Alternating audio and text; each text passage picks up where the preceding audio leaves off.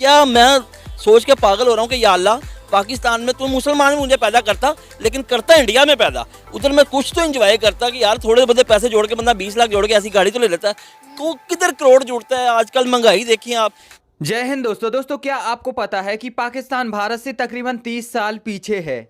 तो क्या वजह समझती हैं कि वो इलेक्ट्रिक कार लॉन्च कर रहे हैं, वो इस तरीके से डेवलपमेंट कर रहे हैं और हम लोग अभी तक मतलब डेवलपमेंट के लिहाज से बहुत पीछे हैं। क्या हम अपने पाकिस्तान से प्यार नहीं करते?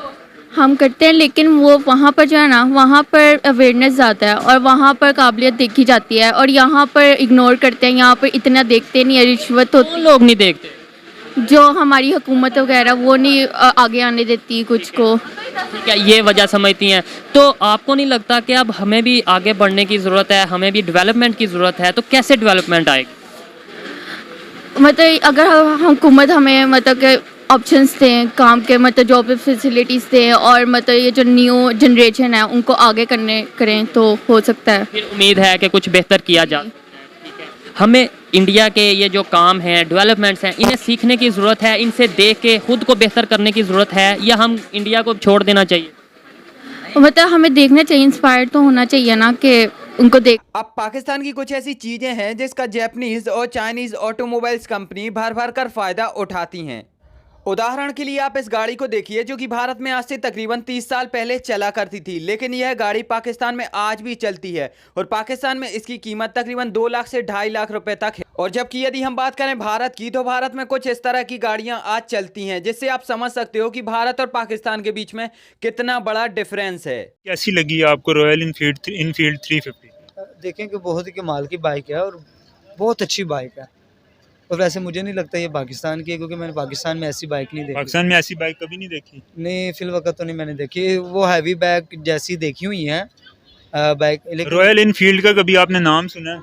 एक बहुत बड़ा नाम है कि बहुत अच्छे से अच्छी इनकी मतलब निकाल, मतलब नाम सुना हुआ है आपने? जी जी। तो क्या लगता है आपको कि रॉयल इनफील्ड जो है ये कितने की होगी?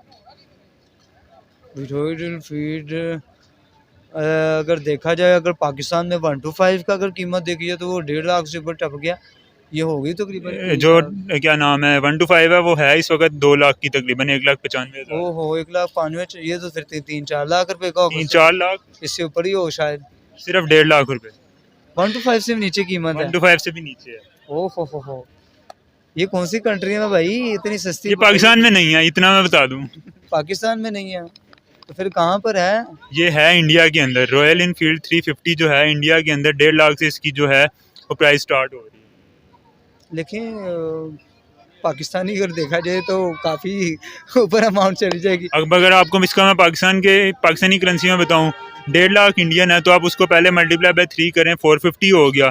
फिर उसके ऊपर जो है आप टैक्स डालें, लेवी डालें, कस्टम डालें, तो वो अराउंड 6-7 लाख रुपए तक पहुंच जाएगी। हाँ, टैक्स अगर ना भी डाले जाए तो फिर भी तकरीबन 4 लाख रुपए बन जाते हैं मैक्सिमम। पाकिस्तान गवर्नमेंट के कुछ ऐसे काम हैं जिसकी वजह से पाकिस्तान के लोगों को घटिया से घटिया चीज खरीदने के लिए लाखों करोड़ों रुपए खर्च करने पड़ते हैं। सबसे पहले मैं आपको यहाँ पर पाकिस्तान गवर्नमेंट के उन कामों के बारे में बताता हूँ। यदि यहाँ पर हम पहली बात करें तो दुनिया भर के ऑटोमोबाइल ब्रांड को भारत और पाकिस्तान के बीच की दरार के बारे में मालूम है, इसलिए उनको यह भी पता है कि भारत की किसी भी कंपनी को पाकिस्तान में एंट्री नहीं मिलने वाली और साथ ही साथ पाकिस्तान भारत से कोई भी चीज़ इंपोर्ट नहीं करेगा। और इसीलिए वो जापानीज और चाइनीज कार मैन्युफैक्चरर निर्भीक होकर पाकिस्तान में कुछ भी बेचती रहती हैं किसी भी कीमत पर। बहुत जबरदस्त है, करोड़ के राउंड अबाउट होगी।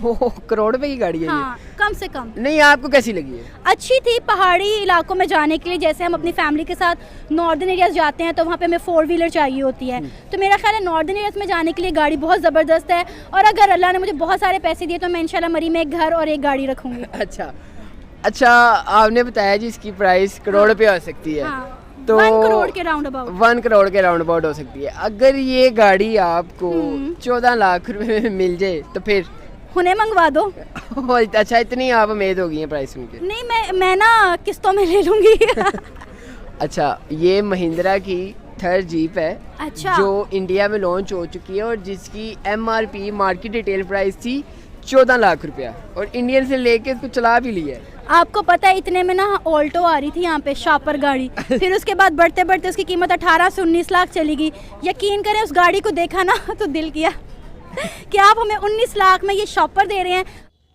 अब यदि हम दूसरी वजह की बात करें तो आज के समय में भारत में तकरीबन 150 से ज़्यादा एक्टिव ऑटोमोबाइल ब्रांड है, जिसकी वजह से मार्केट में कंपटीशन काफ़ी ज़्यादा बढ़ जाता है और हर कंपनी को एक से बढ़कर एक प्रोडक्ट सस्ते से सस्ते दामों पर निकालने पड़ते हैं। जबकि यदि पाकिस्तान की बात करें तो लगभग पाकिस्तान में एक आधी ऑटोमोबाइल्स ब्रांड है और वो भी अच्छे से काम नहीं कर पा रहा, जिसकी वजह से पाकिस्तान में कोई भी कॉम्पिटिशन नहीं है और जो ब्रांड है वो पूरी तरह से निर्भीक होकर कुछ भी सामान किसी भी कीमत पर बेच पाते हैं, क्योंकि वो ब्रांड ये चीज अच्छे से समझ चुके हैं कि पाकिस्तान के लोगों को वही लेना होगा जो कि हम यहाँ पर बेचेंगे। तीसरा सबसे घटिया काम है पाकिस्तान गवर्नमेंट का, वो है पाकिस्तान गवर्नमेंट की टैक्स पॉलिसी।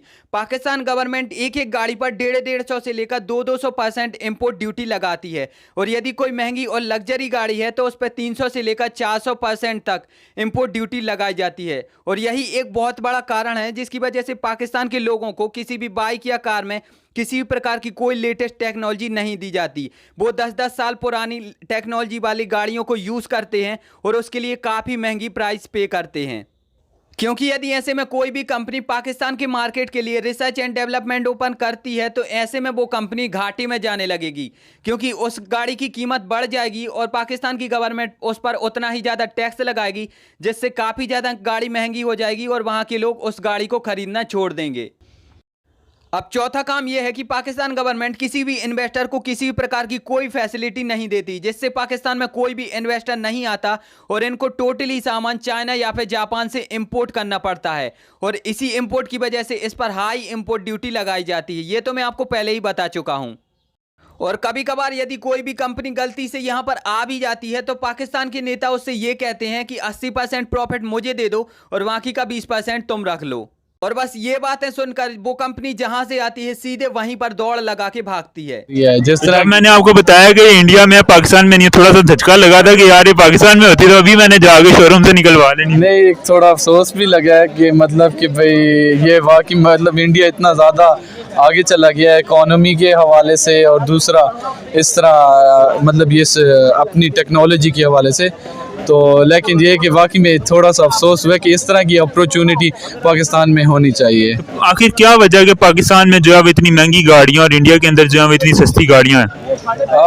वेल इसमें फैक्टर्स आ जाते हैं, बहुत सारे फैक्टर्स आ जाते हैं, उसमें हमारी गवर्नमेंट भी आ जाती है और हमारे रिसोर्सेज भी आ जाते हैं, ठीक है, और उसके अलावा बहुत सारे जिस कह लो कि भाई डोमेस्टिक लेवल पे कुछ इश्यूज जो चल रहे हैं पाकिस्तान के, ठीक है, और इंटरनेशनल। ये लगता है कि इंडिया के अंदर जो है वो मैन्युफैक्चरिंग हो रही है, वहाँ पे मैन्युफैक्चरिंग यूनिट्स हैं, वहाँ पे मैन्युफैक्चरिंग प्लांट्स हैं, जो इस तरह की जो बड़ी बड़ी कंपनीज हैं उनके, इस वजह से वहाँ पे गाड़ियाँ सस्ती हैं। और पाकिस्तान के अंदर जो है मैन्युफैक्चरिंग यूनिट्स और मैन्युफैक्चरिंग प्लांट्स नहीं है कोई गाड़ियों वगैरह के, जो एक दो इक्का दुक्का थे वो भी अभी इकोनॉमिक सिचुएशन की वजह से उन्होंने भी वो जो है बैकआउट कर लिया या पाकिस्तान से।